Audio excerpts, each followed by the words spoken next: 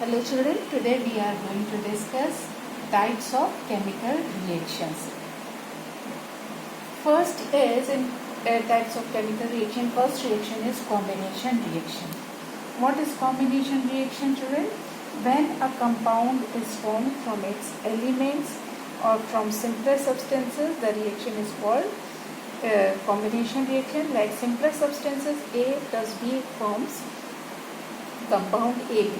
Just you see the example of this is magnesium. When magnesium reacts with oxygen on heating to form magnesium oxide. And children, how we can make magnesium hydroxide from magnesium metal? What we will do when we will burn magnesium in the presence of oxygen, it forms magnesium oxide ash. This ash we are going to dissolve in water. This ash we are going to dissolve in water. It will form magnesium hydroxide. Okay, and this is what base in nature. Another example of combination reaction is nitrogen. When nitrogen reacts with hydrogen, it forms ammonia. NH3, ammonia gas. It is a gas, so arrow I have put. Now I have balanced it. 2NH3, 3H2. Okay. So these are the examples of combination reaction. Now our second reaction is decomposition. It's an opposite of composition reaction. Decomposition. As it has name, decomposition means here the molecule, big molecule, it is going, or compound going to be decomposed.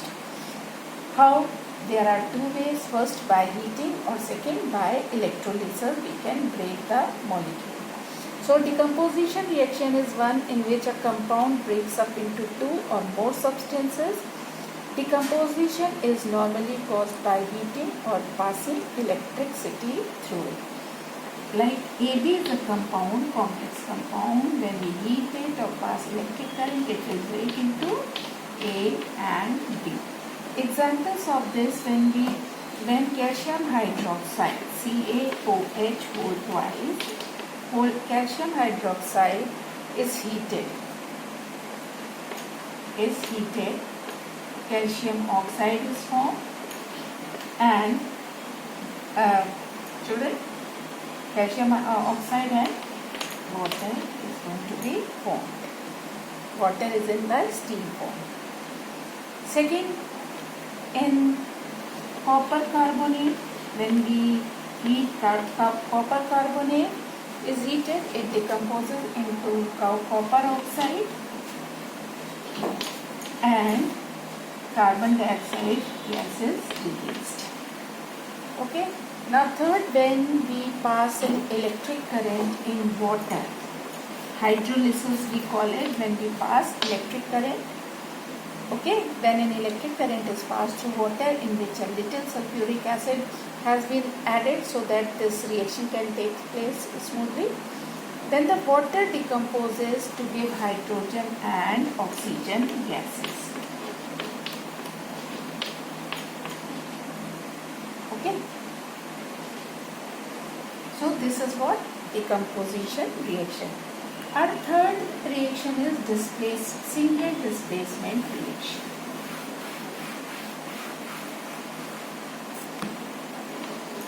Single displacement. As it has name, displacement means it is displacing other one. The metal is displacing other metal. So in this type of reaction, one element replaces another element from a compound. It is found that in general, a more reactive element replaces a less reactive element from its compound. Suppose this is a metal, A is more reactive metal. This is a compound, B. In this, the B is a metal, it is less reactive. So A is going to replace it. What we will get? B plus AC. So this is what displacement reaction. Very simple example is iron is more reactive than copper.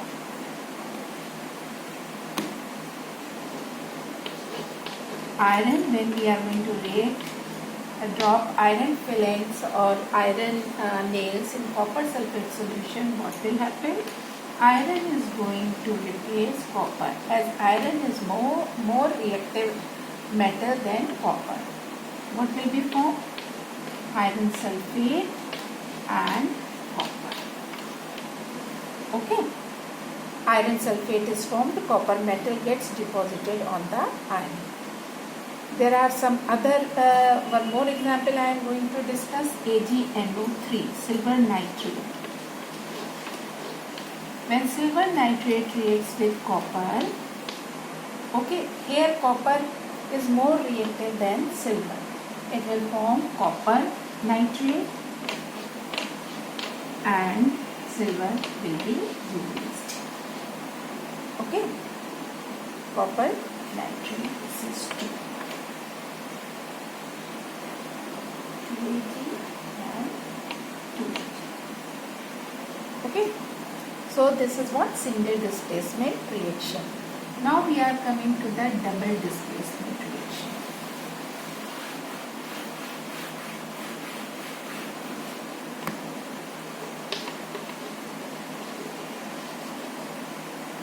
Double displacement reaction, two compounds react by exchanging their elements or groups. Just you see AB plus CD. Here A is going to A is going to replace C and will attach to D, and B and C are going to combine. So AD and CB would be formed. Okay. These reactions are of two types: precipitation reaction, neutralization reaction. Children, already we have discussed precipitation reaction and neutralization reaction. Still I am telling you, in precipitation, that we will take sodium carbonate. When sodium carbonate is react with copper sulfate, as I told you, A is going to attach with D. This is A, this is D. What will be formed? Na2SO4 plus CuCO3 of copper carbonate. Okay, so this is precipitation reaction. When aqueous sodium carbonate reacts with aqueous copper sulfate to form a precipitate of copper carbonate. This is PPT. So this is precipitation reaction, and second is neutralization reaction, that you know, when acid reacts with base, it gives salt and water. H2SO4 plus sodium hydroxide, NaOH. This is acid, this is base, B, and this is going to react, this and this. What would be formed? Na2SO4. Na2SO4 plus H2O. We will balance it, 2, and here also 2. Okay, this is balance. So we have discussed double displacement method also. Now we are going to discuss oxidation and reduction reaction. Next is oxidation and reduction reaction.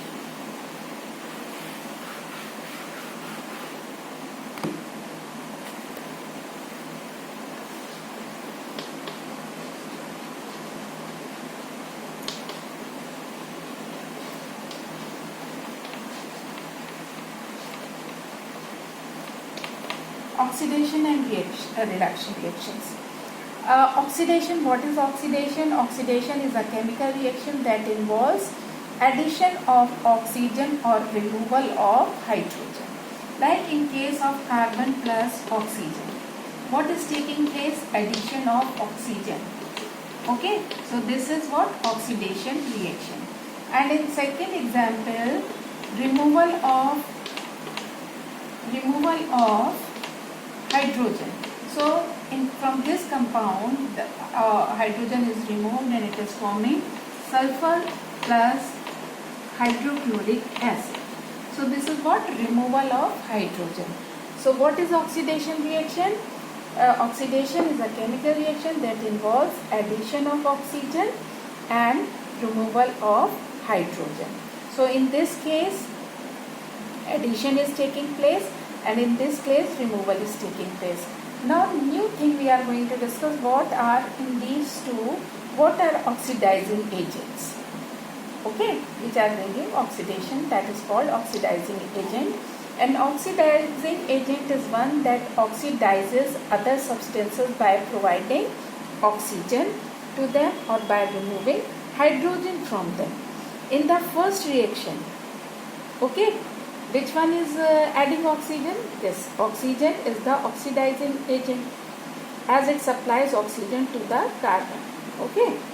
In the second reaction mentioned above, chlorine is the reducing agent, the oxidizing agent. Why chlorine is oxidizing agent here? Because it is removing hydrogen from hydrogen sulfide gas. Okay. Now next is our reduction. What is reduction? Opposite of oxidation. So in this, what will take place? Addition of hydrogen and removal of oxygen. So just you see, when hydrogen is passed over heated black copper oxide. Okay. It changes into copper oxide. Copper oxide change into, or we say reduce to copper and lose oxygen. So, water is going to be formed. Okay, it is losing oxygen. In second case, addition of hydrogen. This is addition of hydrogen and this is removal of oxygen. So, what is reducing agent? Now we are coming to the reducing agent.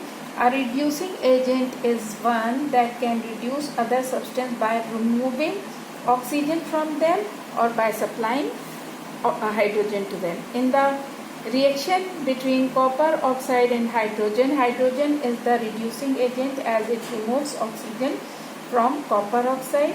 In the reaction between chlorine and hydrogen, hydrogen is the reducing agent as it supplies hydrogen to chlorine. Okay, children. Now our new topic is separating solid from solution.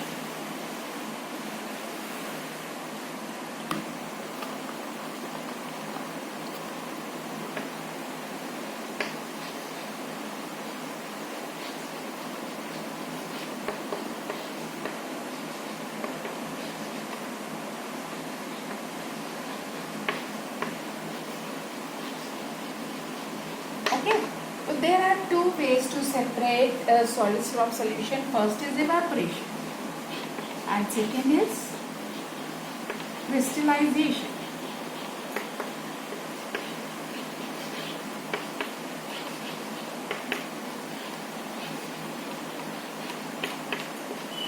Okay, children, all you are aware of evaporation. Okay, we can separate a solid dissolved in water by completely evaporating the water. Okay, the solid is left behind as a residue. Salt is like from sea water, like in the sea pond. You have seen how do they make salt. Sea water. You have seen what do they do? They make ponds like thing near the sea. Okay. When the tides come, these beds they filled up with water, and what happens? Slowly and gradually the water evaporates and what is left behind? Salt is left behind. So by evaporation process, the salt is separated from seawater. Now we are coming to the second topic, that is crystallization. What is crystallization? Children, you must have seen sugar crystals and also salt crystals. If you have not seen, ask your parents, they will show you salt crystals. Okay, first, what are crystals? Okay, these in a crystal, atom or molecules are arranged in a regular pattern. Like I am telling you, like diamond. Diamond is a crystal. The pattern of carbon arranged in diamond is like this. Hexagonal structure. Carbon is there, and it is carbon is attached to each other in which hexagonal. So this is the structure of diamond. But coal, the structure is like this. Okay, both are carbon, but the structure is different. That is why all the properties are different. All the properties of carbon and diamonds are different. Diamond is hardest substance and coal is brittle. So this arrangement is very important. In a crystal, atoms or molecules are arranged in a regular pattern. We can obtain crystals of common substances such as salt or alum from solution of these substances in water by the process of crystallization. Okay, children, so one activity is there, how to obtain crystal of alum.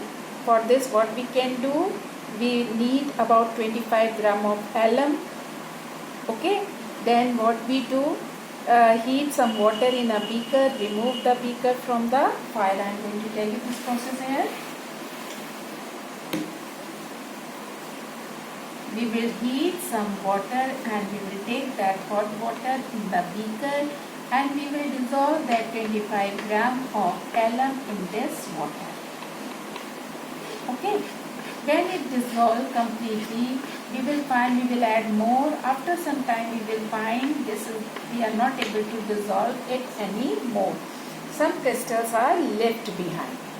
What we will do, we will filter this solution so that we remove these things. Okay, we will filter these and we will pour it in another beaker. Now we have the solution. This is saturated solution. What is the meaning of saturated solution? Means more solute particles, less water. Now we will cool it down. After cooling, this will become super saturated solution. Like hot water, some water molecules, they are evaporated. Again, less molecules are left. Now it is super saturated solution. We will leave it for 2-3 days. After 2-3 days, we will find, or a week, that lower side we will find the crystals. Okay, we will find the crystal. These crystals are called seeds. Okay, now again we are going to filter it. These seeds we will get on filter. Okay, what we will do, tie a piece of nylon thread around the largest best formed crystal. Okay, one crystal we will take and we will tie it with the nylon thread and we will dip this in this solution, super saturated solution. Okay, the time the knot suspended the seed in the alum water with the stick resting across the beaker. The seed should dangle in alum water. Okay, look at your experiment a couple of times a day. What is happening if crystals start forming in the bottom of your beaker of solution? Remove the stick. Okay, and carefully pour the alum water into another beaker. Do not let the crystal on the bottom. We must not allow them to settle here in the bottom. Okay, if it is forming again and again at the bottom, then we will keep on filtering it. These crystals need to be removed as they will also act as seed and will not let our big crystal grow. After few days, we will have a good sized crystal like the alum which is present in the solution is going to attach with this crystal which is handy. And okay, when we feel the crystal has grown enough, remove it from the jar and we carefully dry it with the paper towel. Wrap the finished crystal in a soft cloth or paper towel. Okay, children? So that's all for this. Thank you.